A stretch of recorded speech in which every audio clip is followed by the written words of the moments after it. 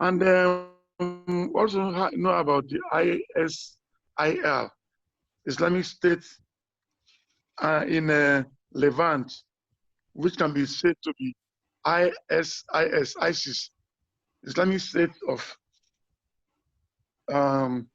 Iraq and Syria.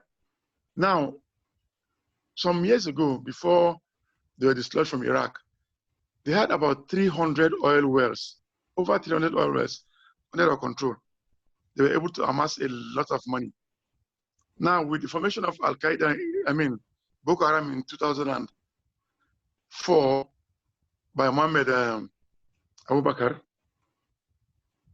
they found easy ground with people who had the same mindset as them, which is basically to just try to spread Islamic fundamentalist ideas, which is not supported by the mainstream Islam.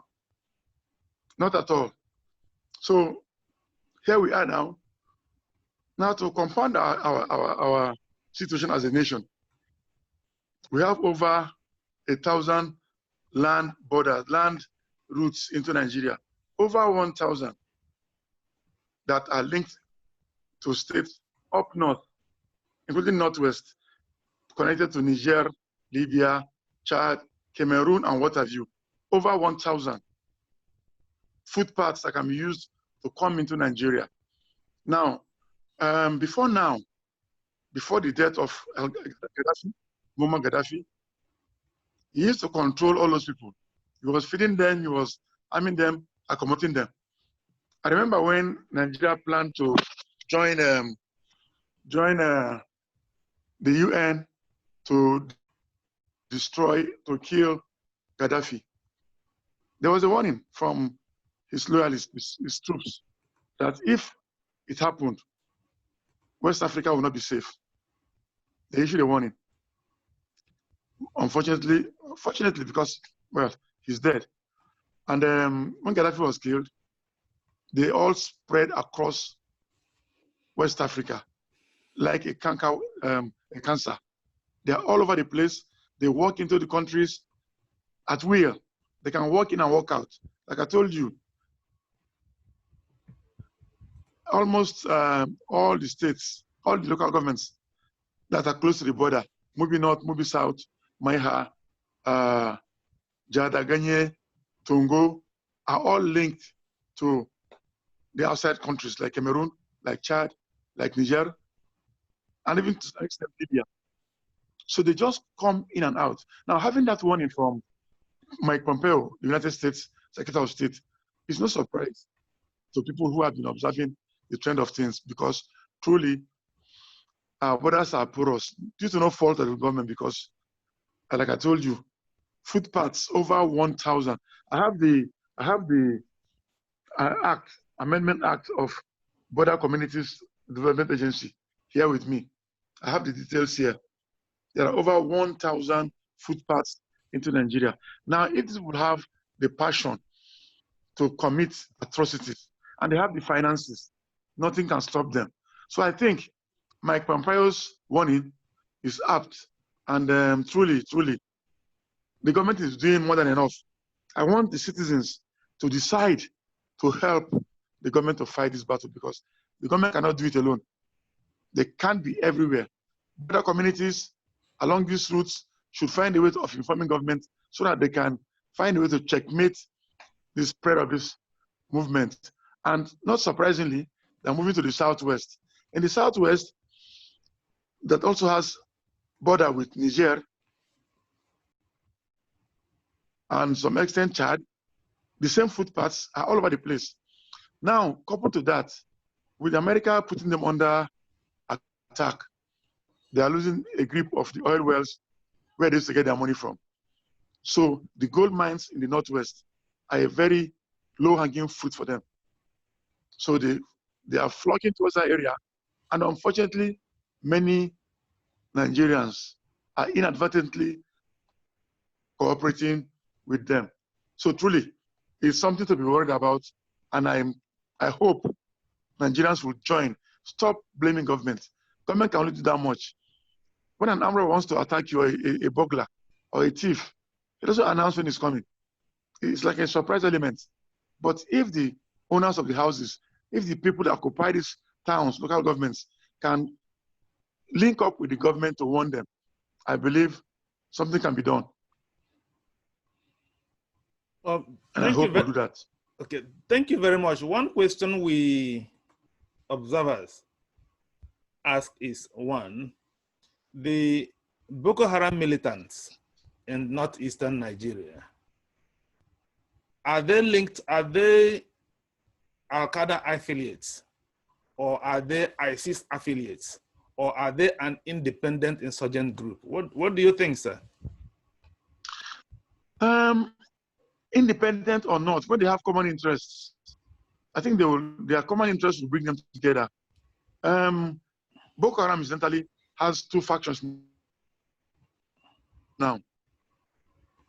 ISWAP, led by, what's his name? One is led by Shekau. The other one is led by Habu. Let me have his name. One is led by Abu Shekau, and the other one is led by Habu Musab al-Banawi. Now, the al-Banawi faction is a bit more liberal. They are not as vicious as the one led by Abu Shekau. So if such people with such dangerous intentions see people that want to come and help them with arms and maybe some little bit of finance and some 21st century technology to cause more mayhem, they will come together and merge with them, which is really bad. But common interest will surely bring them together. What's the common interest? To bring about mayhem, destruction to the nation. So I understand you are from northeastern Nigeria. Is it Borno State in particular, or which state? Adamawa State. I was born in Jimeta, Yola. Adamawa State, Yola North local government. Adamawa State. So is Adamawa under threat from Boko Haram or the band? Because we understand it appears the entire northern Nigeria is either being attacked by the bandits, cattle rustlers, Boko Haram, ISIS, or whatever. Is Adamawa directly under threat from which of these terrorists? Incidentally, I came from Yola on yesterday, Sunday. I spent 3 nights there. Nothing in Yola town itself. But places like Michika, Madagali, Mubi, which is made up of Mubi North and South, and Maiha, they are closer to the borders. Yes, they do get attacked once in a while. And then you flow into Borno. Chibok is part of Chibok is in Adamawa, also in Borno. Then Baga, Bama, Kunduga, it is in Borno State. Coming to Yobe, they are all over the place. So the towns and local governments that are close to the borders are under attack.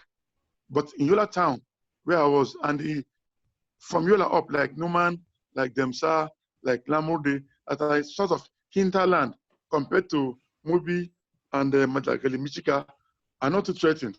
From the Genyi aspect, and Jada and Tongo, they are linked more towards Cameroon. Incidentally, those 3 local governments, Jada, Genyi, Tongo, are more aligned, closer to Cameroon than Chad and Niger. In fact, southern Cameroon. It is the northern Cameroon that the terrorists are pervasive, that has borders with Mubi, Maiha, and then flowing into Borno. So Yola town, no possible attack, but you can never tell whether they are there, because they can come in Mufti. You cannot identify them. You can only know when they attack you. I remember last 2, 3, 4 years, it was not even safe to cross over the river Benue to Gire. But as we speak now, you can even drive to Hong. I spent the night in Hong recently. Hong is not far from Maiha and Mubi, but I spent the night in Hong, Gombe. Incidentally also, Sambisa Forest is close to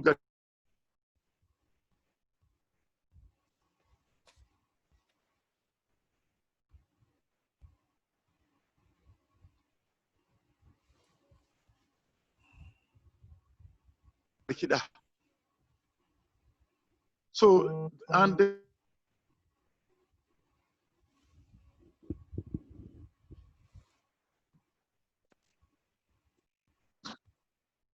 hello. Yes, you haven't. You seem to have a little network challenges, but I think it's getting better now. Yes. Okay. You are fine now. Okay, I can hear you clearly. Yes, so you can continue, sir. Because Yeah, no, I'm actually done. I said, okay. Yola Town. Okay. Yola Town, there was no problem. I spent the weekend there. Okay. But you can never tell when they will attack. Okay. My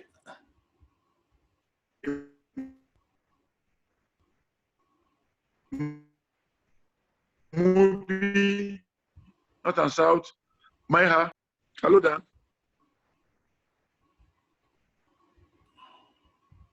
Hello. yes. Nigerians are worried. My next question is this: Nigerians are worried.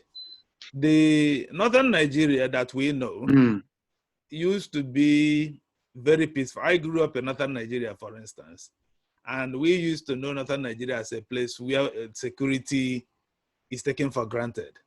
And then suddenly, now, it appears that the entire northern Nigeria is under siege. We look at northeast towards Borno State and Yobe State.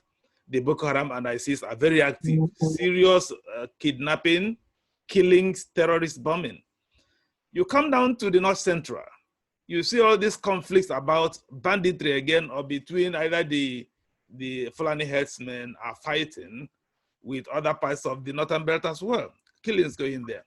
If you go to the northwest, you see in areas of Sokoto State and Zamfara State, for instance, banditry, serious killing, a lot of villagers being displaced. You come down to Katsina State, our president's own home state. You have mentioned about Adamawa, for instance, and Taraba. What do you think is the cause of this so much instability across the vast northern part of, even I heard last week that even in Niger State, that the amount of killings in Niger State surpasses what is happening in Kaduna State. It's just that nobody seems to be hearing about that. So why is northern Nigeria this under siege? What do you think is the cause before we go to the solution? Okay, well, my take on that is that, yes, by the way, my condolences to the families of those that loved and lost loved ones. Condolences. May their souls rest in peace. But the truth is that these attacks might not be what people say they are. I've had cause to talk about this in so many fora in the past. With due respect to including you, Daniel, journalists, my friends, members of the Fourth Estate of the Realm, we have not held matters at all. Because you will hear about the killing. If killings are done in Borno, Yobe, Adamawa, for example, not even Adamawa, Borno, Yobe, and Sokoto, Zamfara, Katsina, Tatarji, these people will tell you that most times, the journalists will tell you that the attacks were done by bandits. But if it is in Adamawa, Taraba, Nasarawa, and Benue, where there's some predominance of Christians, these same journalists, without a proper investigation, will tell you it's Fulani herdsmen. Now, with due respect to the governor of Benue State, before the elections, he was all over the media saying they were being attacked by Fulani herdsmen. One of his former SSAs was eventually exposed to be the one behind all these shootings, or rather most of them. Shortly after elections, facts started coming out that the thieves and the Jukuns had revived their age-old fighting and killing of each other. Anybody that grew up in the north, in fact in Nigeria, that was aware of what was happening, we remember that the thieves and Jukun are perennial enemies. But the way we cover it these days, the way we brand it herdsmen, makes it very, very worrisome, because we are hitting up the polity. We are dividing ourselves along those ethnic, religious lines, which is not right. Because if somebody kill, like for example, Some priests were killed some years ago in Makodi in the night. Before daybreak, journalists carried it, the news item, as herdsmen kill Catholic priests. I don't think that damage has been corrected till today. So, yes, the killings are taking place. Very unfortunate. They have their reasons. What is stopping them from raking the kind of billions they used to rake in? So they are desperate, they are angry, they want to cause confusion. And then with due respect, that's for politicians, with due respect to journalists as well, they are not helping us at all. Because if they can only do some proper investigation, they will be able to expose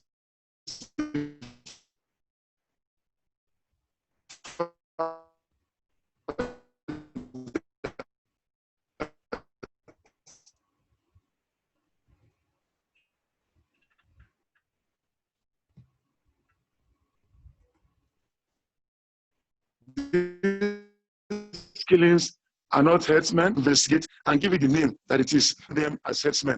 Does that justify it? Oh, but if I want to steal in your house, it's done. So I want to appeal to Nigerians, please. I feel for those that lost, I seriously feel for them. I seriously feel for them. I pity them, but we should not allow sentiments to divide us further as a nation. Because we do it ourselves, we must stay together. We must not allow those wicked people to divide us for whatever reason. That's my appeal. Okay, so thank you for what you have just said about news reporting about the killings going on in some northern part of Nigeria. My direct question now to you will be this. In Katsina State, for instance, who are the bandits in your opinion? They must be, one, the people that are making money from the gold mine and whatever things they can get from the soil there. Because we know now that a lot of gold, from even say diamond, are found in that area. Some time ago, somebody reported the fact that they spotted a helicopter from one of the top 5 nations in the world flying into that area. So a lot of resources to be gotten, a lot of wealth to be gotten. So are you saying that the people who are going for resources are kidnapping the son of the emir of Daura, for instance? Is that what you are trying to say? Hold on, Daniel, hold on. Don't put words in my mouth. That's one angle of it. Those that are kidnapping, they are making money out of it.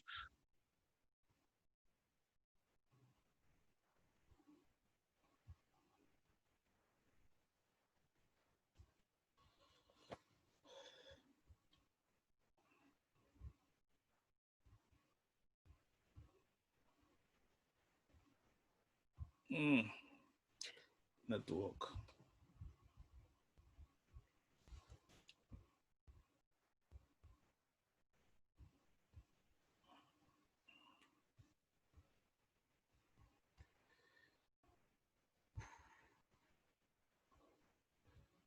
Sorry, gentlemen, the network is presenting some challenges again. And it's finally dropped out. Let's wait for him to come back. Otumba, you've been, let me ask you to unmute. You've been raising your hand for a while. Yes. And we have heard Mr. Moniedafe in some of the things he has said. I would have loved him to listen to your response, but let's take it now. It doesn't matter really. When he comes back, we will allow him to respond to it. So what is your response so far? What's your comment to some of the things that our guests have said tonight? Thank you very much, Dan, for having me. I'm sure by now you'll have known me that I'm a kind of a person that like to deal with causes and causes. So we'll be able to and find solution to our problems. All the long history of what Boko Haram has achieved, the founder, the supporter, the founders, the people that funds them and all that kind of thing. And the large number of points where anybody can just come into our country is unbelievable. And again and again and again, Dan, if we don't discuss how to solve these problems, we will continue to have to deal with the effects. Because the effect of what is going on is the number of unnecessary killings. People that have been killed, even one person killed is too much. Not to even talk of in 10s, in 20s, in 30s, and so on. And these have been like a continuous a clock. It goes around. It's been going on and on and on and on. Why are we finding it difficult not to sit down and look for solutions? The solutions to this is not this rhetoric. It's not this talking and talking and talking. It's not to be anything to be personalized, to be politicized, and so on and so forth. There are other countries in this world. We have to do what we have to do by looking inwards. You tell me, an average Almankiri or an average local boy in Yola, in most of the area the Honorable has been talking about, that have not been fed the last 4 or 5 days or so on, they are hungry. So if an invader comes and give them money, they'll be too happy to join in. To destroy us, to destroy our structure and so on. We need to put structure in place. We cannot fight terrorism by neglect our own people. Okay, we have to fight. Otumba, if I may ask here, are you satisfied with what the government has been doing so far to contain this insecurity that is prevalent in northern Nigeria? Are you satisfied with what the government has been doing? I thank you. I'm not. That's exactly what I'm trying to say. If you with 2 hands, you are using one hand to finance the forces, but the other hand, you also need to create a software in the locality, not only in the locality, everywhere. You need to look at the social structure of the people. The poverty. In fact, one of the reasons why these people are riding high is because the amount of poverty in place. We need to deal with that. It cannot, and I'm not surprised that billions, the amount of money that we can put into the local structure, looking after the borders, looking after the people, is probably a fraction compared to the amount of billions of dollars, billions of dollars, billions of local currency that we have been spending, and there's no result. Let us be honest. There's no result. Yeah. Let me also point out something. There is a breaking news we have this afternoon. A few days ago, there was an explosion in Beirut, the capital of Lebanon. We have heard so far that 160 people have died. Yeah. This evening, the entire government, starting from the prime minister, everybody resigned. Yes. Taking responsibility. Why is it difficult for Nigerian government to take responsibility for the complete security breakdown in Nigeria, especially in northern Nigeria, where the president hails from? Why is it difficult for at least to sack the service chiefs or the Minister of Defense or the Inspector General of Police? Yeah, that's another thing, Dan. You see, we as Nigerians, I just make my argument to Nigerians, we still lack this this kind of spiritual development. Spiritual development, not church or mosque. I don't go to any of them.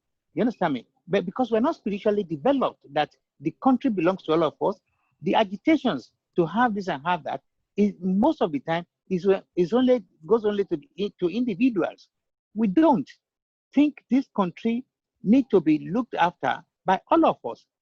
I wonder how any of us can sleep, have a good sleep, having about 400 million, 600 million, 1 billion in his account.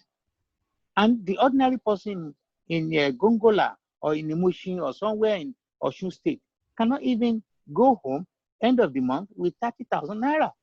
All these imbalances will affect us. Yeah, you allude to Beirut, to Lebanon. As you can see, Lebanon is also one of very corrupt country in the Middle East around that place. But then their own level of corruption is different from ours. As it is, the government of Lebanon still have some little available support structure. We don't have any.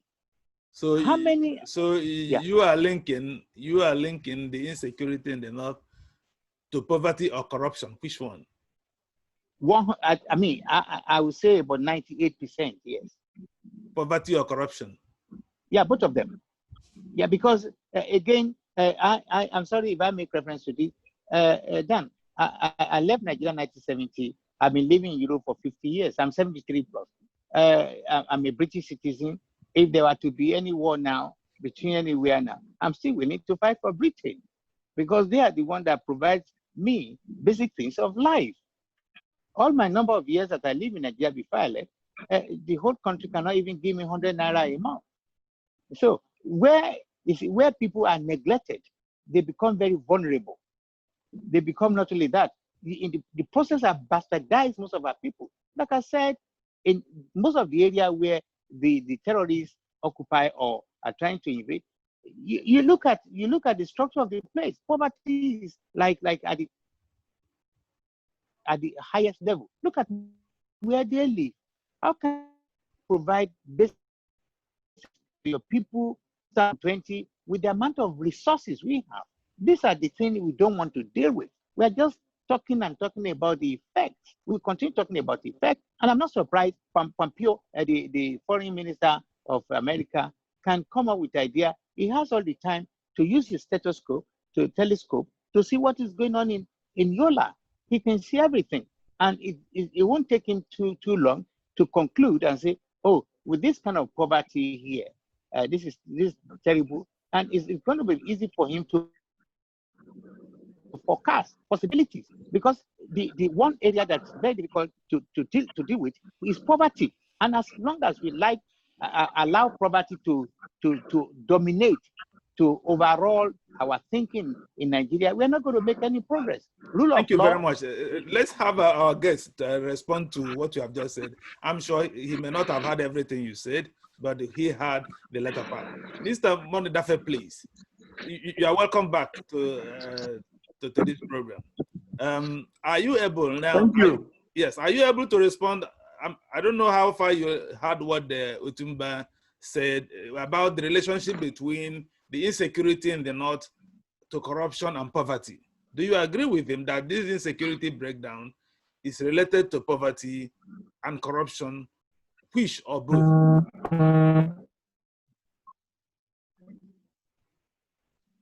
I only got to start to hear him when he was talking about his age, that he has been in Britain for so many years. But having said that, you know, in the sciences, 1 + 1 has always been 2.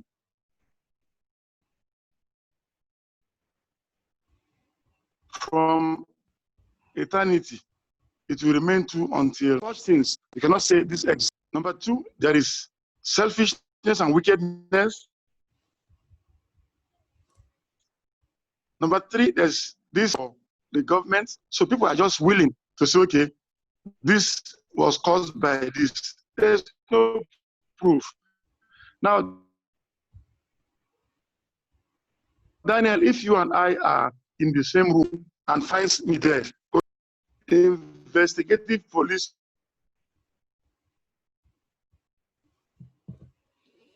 men will have to do it. Dead, you are there alive, you are the one that killed me. But unfortunately, it has been so in this country. And people have become so carried away by social media. And the people that post on social media are not regulated by the laws. They will just post anything, cut and paste, forward everything they see without facts. So yes, there is poverty, there is hunger, there is corruption. Now the corruption part is that people who have stolen our facts, figures from AMCON recently said less than 2% of Nigerians are owing AMCON almost 7 trillion naira. Almost 7 trillion naira. Now these people will not want to just allow themselves to be arrested and prosecuted. So they will keep pushing that Nigerians should not allow that to happen. Like while I was off, I saw my good friend, Caleb Jagaba, online. He's from Southern Kaduna. I know people are being killed there and my heart bleeds. But it would be wise not to just conclude that A caused it or whatever.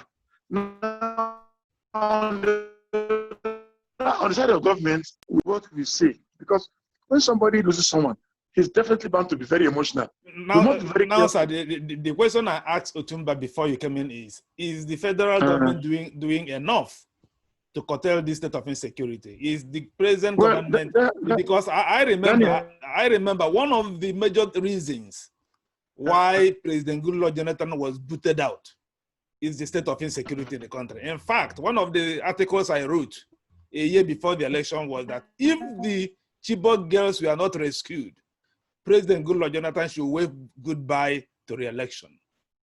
Now today, 5 to 6 years after President Buhari from northern Nigeria, a retired general, has been in power, is he doing enough to solve this state of insecurity in the north?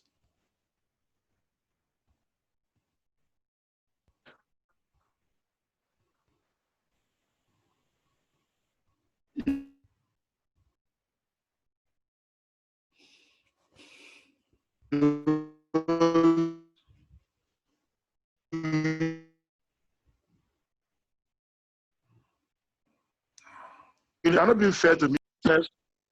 Sorry, sir?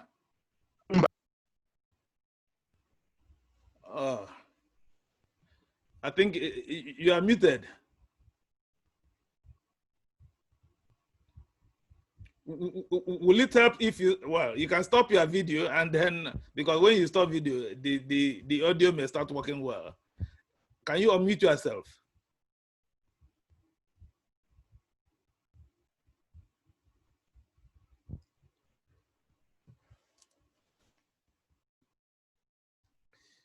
Are you able to unmute yourself, sir?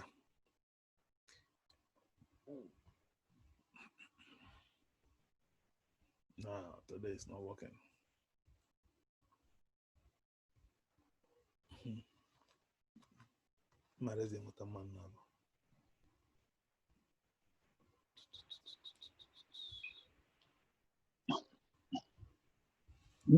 Hello, Dan. Yes. Yeah, I think it's a terrible. I mean, this is also, it's a shame. It's very, very, very shameful. I had someone from Ghana. I had someone from Ghana the other day, and we had a conversation. Nigeria started GSM, all these things in the year 1999 or 2000, and 20 years after, we are still having this network problem. I don't know. It doesn't say anything good about the country. And when whatever I say, every time I make reference to my number of years I've left, it's just to show you the time. When I was leaving 1970, I was still saying, well, things is a little bit hard. Let me go to Europe to enhance my education and probably come back. But then in the process, I came back, came to do my NYC in 1980. For 2 years, I joined, I grew up in the Awolowo family. I joined UPN. And I know, yeah, I think he's back. Yeah, continue. He's here to connect his audio. Yeah, okay. So it is clearly, it can be clearly seen that you cannot leave human beings out of politics based on the level of their poverty. You cannot. No. You're not going to achieve anything. You're not going anywhere. You cannot bastardize people. You cannot, every time you go for election, giving them peanuts. You see my concern. You see my concern with this present administration. I will have put it to Mr. Moniedafe. I will still put it to him when he connects his audio. I think it's back. Yeah, but he said to connect his audio. You see, a lot of countries have their own definite problems. Yes. The United States, for instance, have their inner city violence problems. Of course. Yeah. This country has even their inner city poverty relatively. The United Kingdom has their inner city poverty as well, and their education and health problems. But if you go to some of those countries, at least you will see a conversation going on about that country and the effort being generated to find a solution to the problem. Now, this government has come into power now for going to 6 years now. One of your major problems, which you came to solve, according to you, is the problem of security. So it's not even a question of whether you are doing enough, but what efforts are you making to solve this problem? Okay, you may say, okay, well, there is military efforts going on in the north. But like you said, what about the root cause of the problem? Is any thought going, because at least when Goodluck Jonathan was in power, we are not saying Goodluck Jonathan fared very bad in the area of security. But there was a conversation going on during his tenure that part of the problem of this thing is that there is educational issue, that a lot of young boys are falling out of school, that this region has the highest rate of school dropouts in the country. Therefore, let me go there and do something about it. Do you get what I'm trying to say? So, but in this government, there is no discussion along that line. What is the root cause of this problem? Is it poverty? Is it school dropout? Is it this? So that let us start generating the solution. The only thing they know is to send military, send air force. I don't know. What do you think about it? Yeah, and even at that, like I said, you talk about other countries. Even though the amount of money America is investing in military hardware is phenomenal. It's a lot. But again, this investment is being supplemented. It is being augmented by investing in Americans, in the people. You understand me? So most of the other investment that goes on the people is enhancing the amount of money invested in the military wear. Now, look at our situation. The amount of money we are spending to or to buy, we can use it in University of Ilorin, but because we still remain like we are retarded. So, what we are doing. Mr. Moniedafe, you are welcome back. But let's allow Mr. Moniedafe to address the issue he was addressing before the network. Yes, sure. You are welcome back, sir. Thank you very much. Yes, sorry for this network problem. Now, as I was saying, I don't speak for the government. I am a Nigerian like all of you. I am an APC member. I am just happy with what I'm seeing. The deaths all over the place. I'm not comfortable. I can't move around as freely as I want to. But I want us to be very circumspect about throwing the blame anywhere. Yes, government is responsible for all these things. We signed a social contract with government for them to provide ABCD. But let us not be quick to just throw the blame wherever we feel hot. Now, you talked about writing about Jonathan. I want to advise Nigerians. I am not going to ask by force anybody to support President Buhari, but we gave him the second mandate, second 4 years, just last year. 2023, he's done and he's gone. Why not? Let's be very careful not to destroy this country, because this country has never been this divided like it is now. Sorry for interjecting again. How are journalists, for instance, destroying this country? Because you always say, let us not destroy this country. Yes, go on. Let me answer you. Let me answer you. I've interacted with many of them. We've been on live programs. They will tell you before they even invest. I told you an example of you and I in a room. Somebody comes in, 2 of us in a room. They find me dead. It would be a big mistake to just go to the press and say Daniel Elombah killed Sonny Moniedafe. It must be investigated. I've seen journalists just report to happen in Zamfara, Yobe, Borno, for example. They'll tell you terrorists or whoever committed it. That same day, the same kind of attack in Christian states, they will call it Fulani herdsmen. Give it a religious tinge.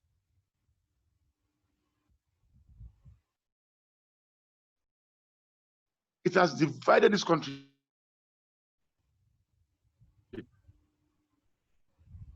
And speaking from experience, media houses, I've interacted with this. Let's be very blunt, Daniel.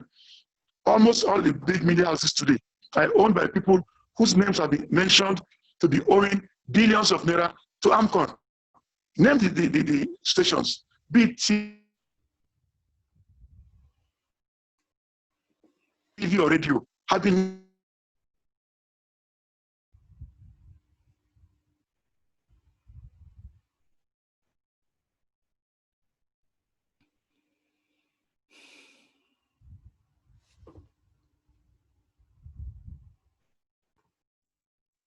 Hello?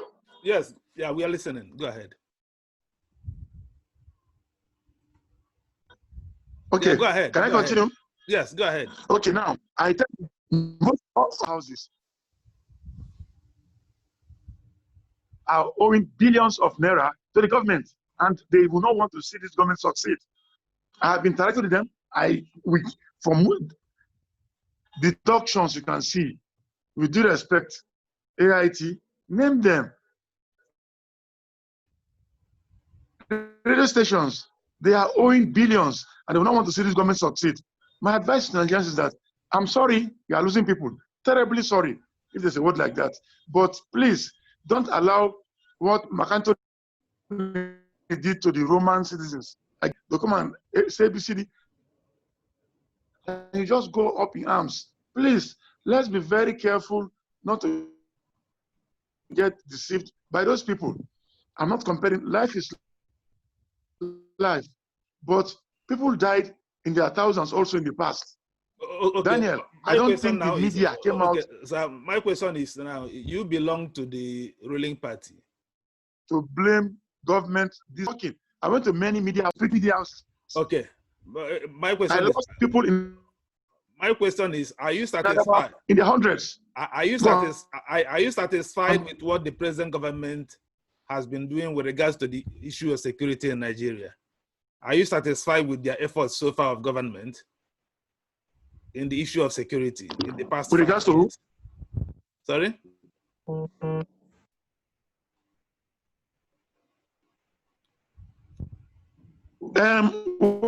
I had that last part. Okay, my question is, are you satisfied? Things really looked up.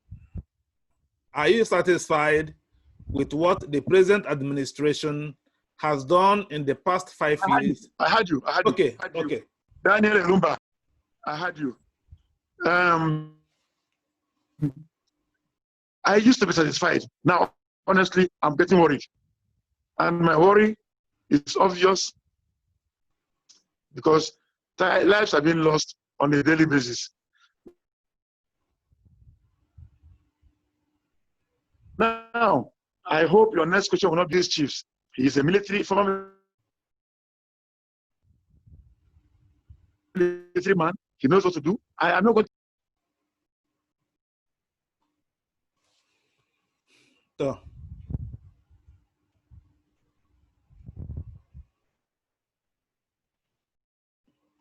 Okay,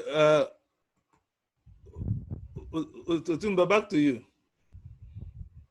If you're gonna yes, thank you. I would really love to ask the honorable, what you asked the question: is he satisfied?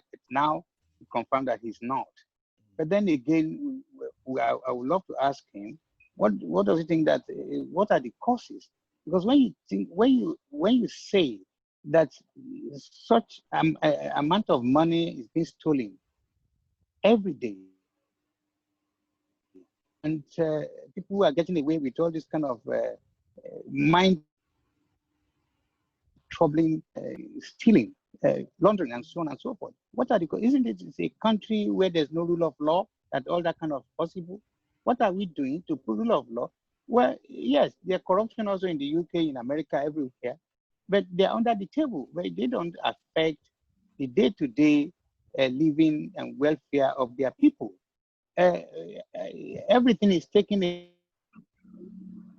from the poor in ordinary Nigeria, and they use it and they don't want you to talk. We will never make progress. There will be more terrorists. He's back. Yeah, okay. You cannot ask your question directly, Otumba. He's back. Yeah. Honorable, I'm happy you said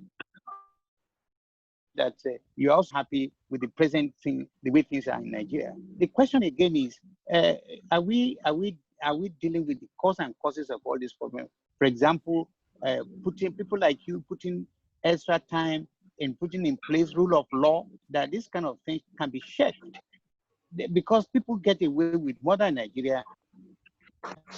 They still so much with it. All for me as a political science and as a legal is because there's no rule of law in place. What are you doing with the other people who are in better position than we, who are not? Okay. Let me just clarify something.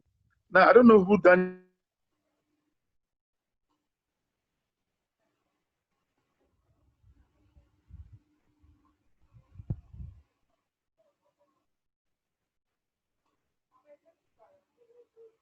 told you I am.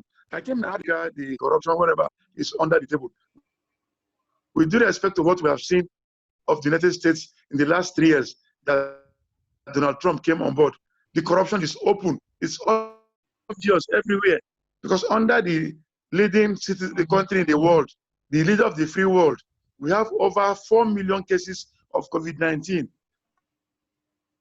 and close to 200,000 deaths. Yet, people are telling us that Donald Trump's rating is going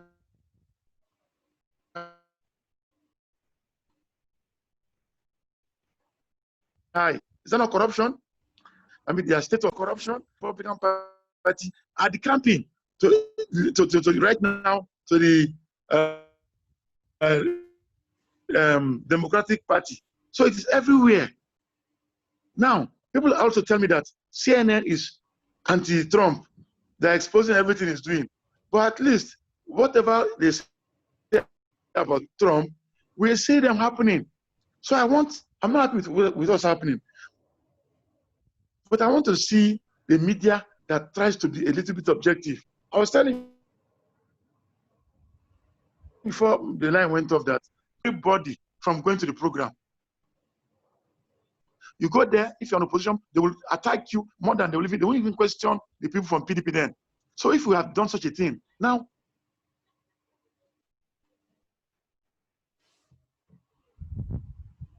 by the way, it takes a second to destroy patient, because I can imagine somebody that lost someone hearing this.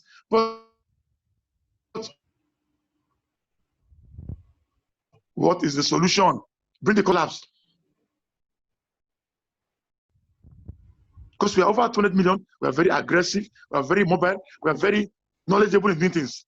So let's be very careful. Such talks that we have in the social media today is what led to the mayhem in Sierra Leone, in Liberia, in Rwanda. So let's be very careful. I am not happy with what is happening, but for Christ's sake, President Buhari has got 3 more years to go. Can we try to manage our anger a little bit? As I was talking, I remembered Niger Delta.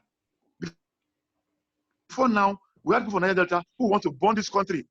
Our resource control, our resources have been taken over by people. See the kind of figures we are getting now. Billions stolen by the same people from the Niger Delta. People have kept quiet.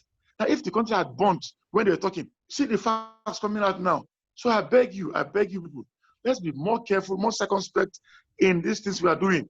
Please, because eventually, by the way, we have shown so much hatred that I imagine how terrible it will be if another government comes in 2023. Because there's so much anger, so much us and them in this country now that nobody cares about anything anymore. So we, the elites, please, let's be careful.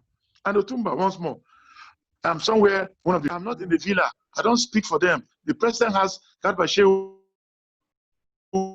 and Femi Adesina in the villa. He has Lai Mohammed. That's speak. The party has spokesmen.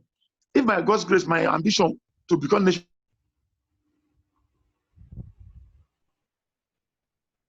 chairman works out, I believe I can make a difference. The question. Hello. I'm listening. We are listening, sir.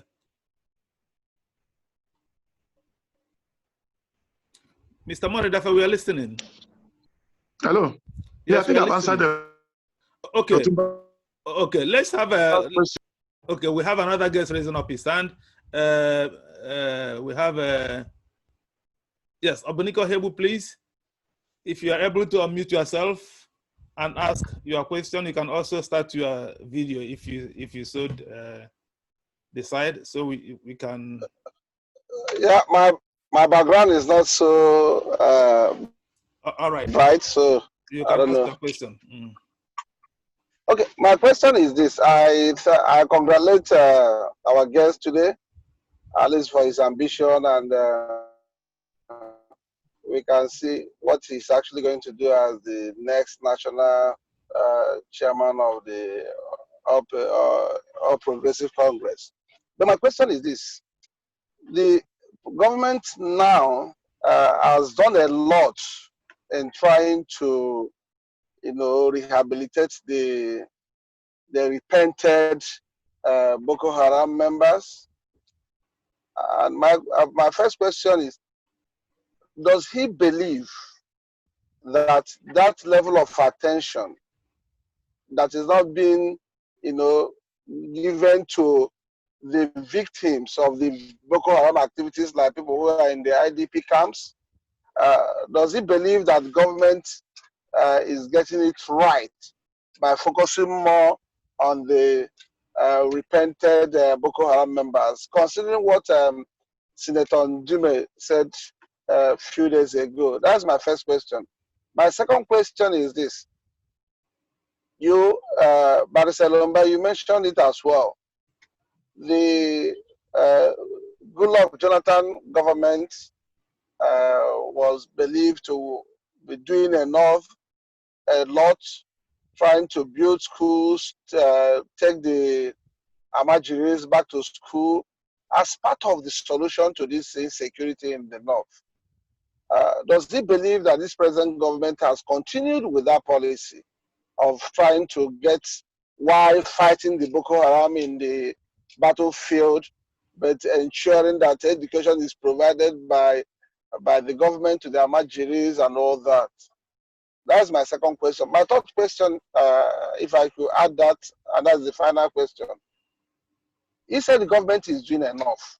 And then he's equally said that the border communities should try to liaise with the government and make sure they report to the government of who is moving into the country.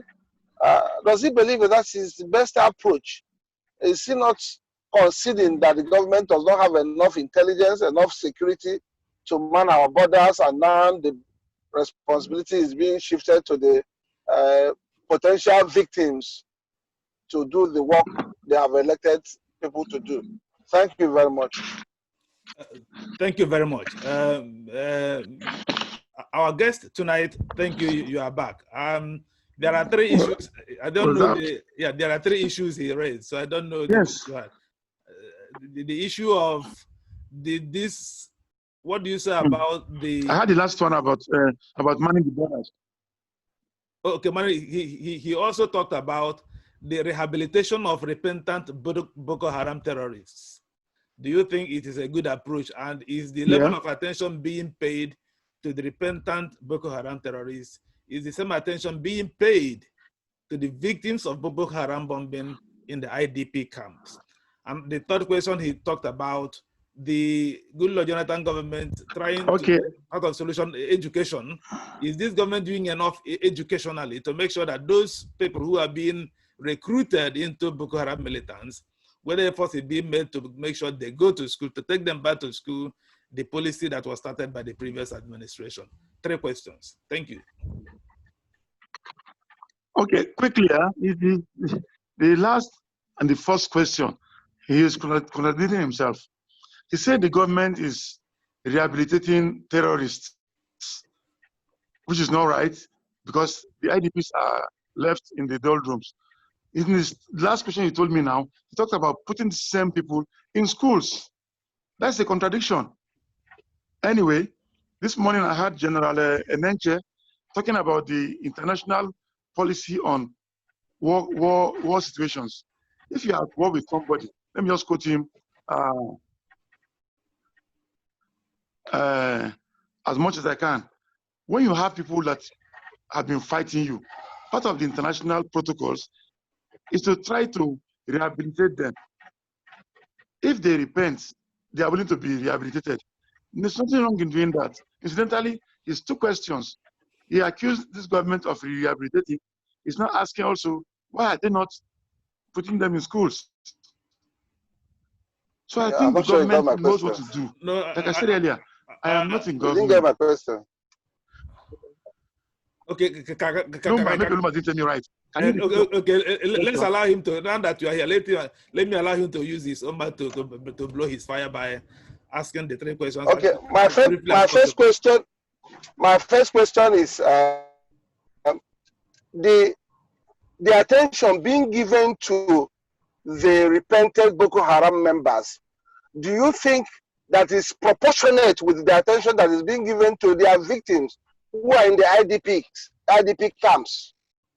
That is the first question.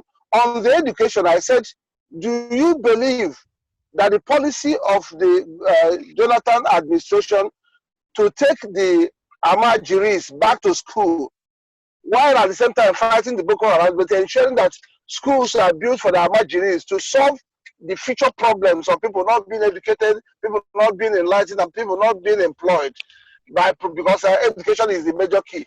So do you think that that policy of ensuring that the Ahmadis schools are built has been continued by this government? These are the two different questions. Okay. I'm not saying that. I said my question on education is as regards the Ahmadis. I heard you. Okay, sir. Okay, sir. I heard you. Now, for education, incidentally, I'm in the secondary education board in the FCT. I know that we had 62 senior secondary schools in the FCT until sometime late last year. We got approval to open 15 more. So we have 77 senior secondary schools. But one thing that we met on ground, which the government is trying to solve, because I say that because I'm involved, is that in Abuja, for example, when we had 62 senior secondary schools, we had 175 junior secondary schools. Now, those junior secondary schools, 175, were producing students for just 62 senior secondary schools in the past. There was no craft school, no technical school, no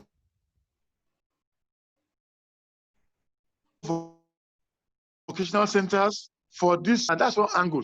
The other angle is the Almajiris. Now, I don't want to talk for they start telling me that I want to blame the past government. We talked about Almajiri schools. Where are they? I'm in Abuja. I've been in the schools board for about 2 years, almost 3 years now. I've not seen one single Almajiri school that was built. This was just a media creation. They went and did one foundation laying stone in Sokoto State that they built one structure, Almajiri school, for about 5 billion naira. Nothing to show for it. I'm not saying I'm excusing government, but I'm aware that as part of the schools board, senior schools board in the FCT, we are trying to get policies done and changed so that we can have vocational centers, craft schools, trades subjects are being taught, so that people don't have to go to schools to become professors. They can become craftsmen. They can become welders.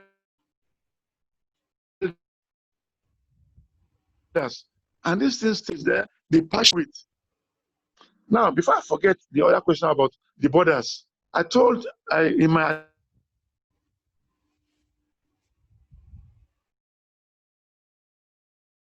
opening remarks, I mentioned that into Nigeria. I have the border communities.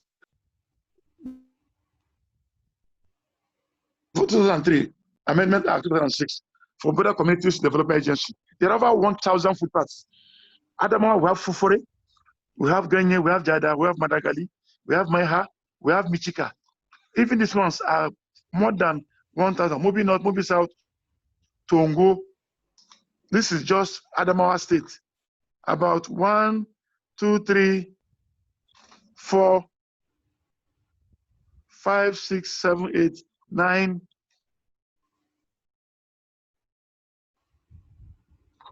10, 10,000.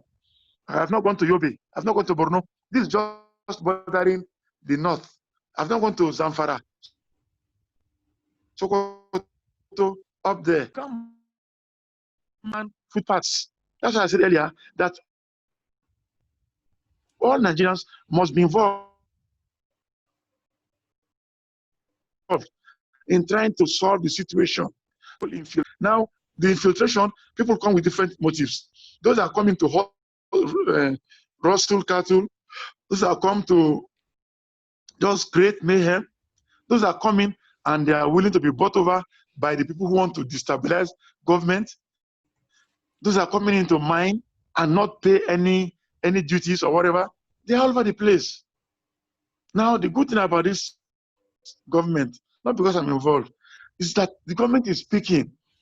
I tell you in the past, nobody was talking. Only opposition party. The way the media people are attacking us today, everybody kept quiet then. So is that am I complaining? Am I lamenting? No. I like the way the media has woken up. I pray that the media will also continue to wake up and call the government to account for things in future. Because if these things have been done, it wouldn't have gotten to this bad. It wouldn't have gotten this bad. So I hope I answered your question.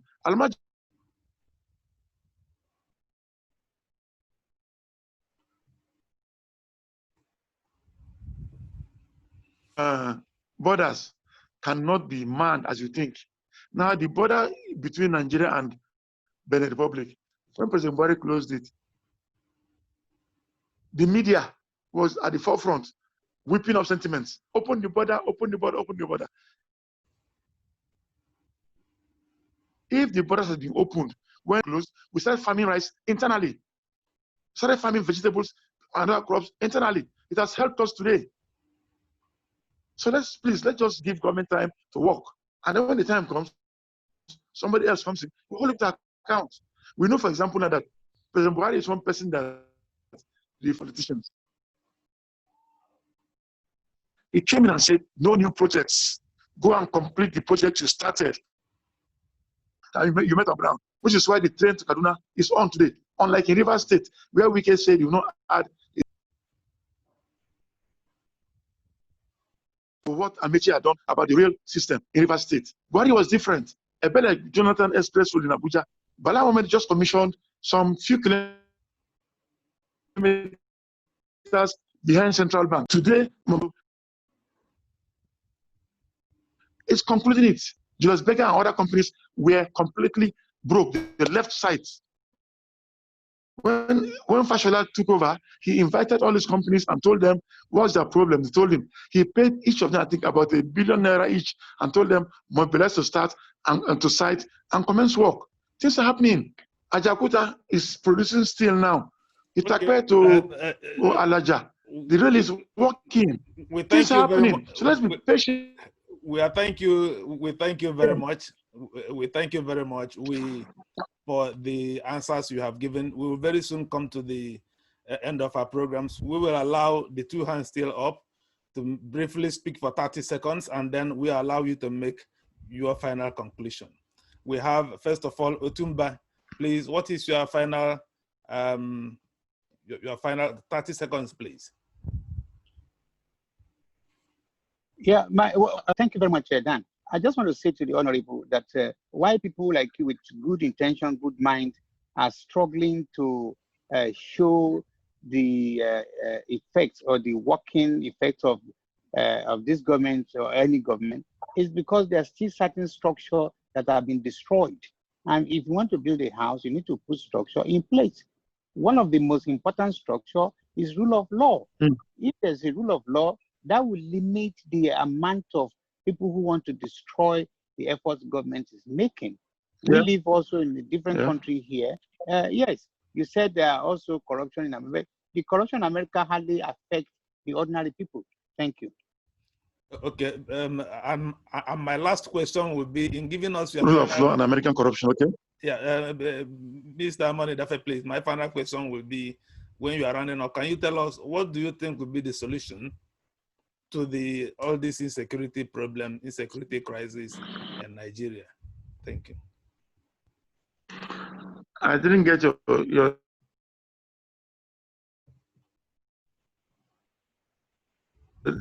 part, Daniel, but I heard asking about what solution. I'm talking about the rule of law.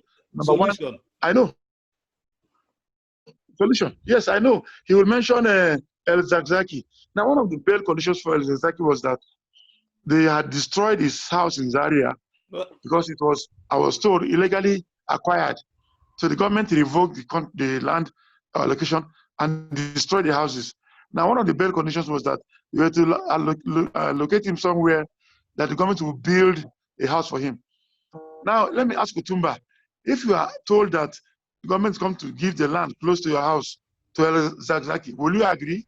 For me, that I think has been the problem. These same people marched all over the streets of these towns in Abuja that they should free El-Zakzaki. Within 10 days, he came back. Because apparently he was not as sick as they made out. That is one. Now, the government, in its wisdom, knows why they have not released him. I cannot speak for government in that aspect.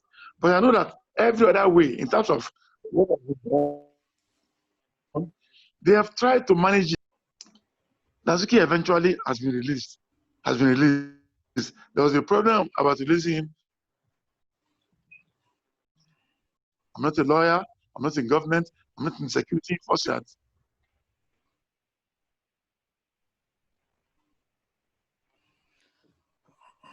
This man has been released. Maybe the government, and they kept him there. That one has tried. President Buhari has tried his best to allow every arm of government to exercise its duly constituted powers in our constitution. Yes, okay, solution, please, because our time will soon round up. Mr. Moniedafe, please, our time will soon round up. Solution. Yes. Solution, you said. Yes, solution. Yes, to this security crisis. Nigerians should cooperate with governments. Give information, and Nigerians should also not allow themselves to be deceived by people who don't mean well or to cause trouble, have got billions in their account somewhere. They have dual citizenship. I'm not talking about Otumba now. He looks like a decent man. Most of them have dual citizenship. Anything happens, they will just enter the plane, private jet, and take off. They will leave us here to kill ourselves. So my final take is that Nigerians should not be allowed themselves to be deceived. To get Nigeria, we'll all stay here and salvage it together. Thank you. Thank you. Just a quick chip in. As much as I want to give Honorable the maximum respect and whatever, the position you are going to fight for in maybe another, I don't know when, the national chairmanship of APC, the ruling party. APC. Can you give us a rough idea of how much that is going to cost you? Yeah, APC. Can you give us a rough idea of how much that is going to cost you? I cannot give you that because I don't know what the National Executive Committee headed by Governor Malabuni, what they will fix as the amount for the form. That one aside, if it's done in the zones, once the positions are zoned, it's up to the stakeholders in those zones to decide who becomes what. So you not forget about the money aspect. Important is that we have the right person in place. I'm not looking at the money. I want to bring a fresh face to this whole setup. In the past, it was I'm chairman, an ordinary Nigerian who will not be different when I become national chairman. Cost, it will not cost much. The zones will decide who becomes who to the positions that are given to them. And I hope to convince them to accept me to lead the party. Yeah. Well, I'm done. Okay, thank you very much. It's been Otutumba, also thank you very much for the engagement we have from you tonight. We certainly Thank you, sir. appreciate the role you played in seeing to a successful evening. We also thank our eminent guest, Mr. Sonny Moniedafe, who created time despite the network challenges we are having to answer some of our questions. And the state of security in Nigeria is of general concern to everyone. And we hope that we will very soon will see steady efforts being made so that Nigerians, wherever they are, will live in security. Not, of course, security challenges will not entirely go away, but at least let it be within a manageable level. So we thank our guests tonight for the answers you have given. And we look forward to having you be our guest when you become the next chairman of the All Progressive Congress. Thank you very much for tonight. Thank you. Thank you, Dan, for having me. Thanks for having me as well. Okay. Goodbye all. Thank you, all our guests, those who created out time to be with us tonight. Chief Obunike Ohebu, Mr. Paul Elombah, Ali Ajibode, Angel, Caleb Jagaba, Ali Ajibode. We thank all of you for creating our time to be with us tonight. And we look forward to having you again. On Friday, the only other program we are sure of now is on Friday, we will have the former Deputy Governor of the Central Bank. He will speak with us on the subject, should Nigerians be worried about the loan agreement being signed between Nigeria and China? Mr. Kingsley Morgan will be with us here on Friday, 7 p.m. He is the former Deputy Governor of Nigerian Central Bank. So we look forward to seeing you. If we have any other program before then, we'll let you know. Thank you very much again, our guest, Mr. Moniedafe. Thank you very much for being with us tonight. Thank you. All our guests, have a good evening.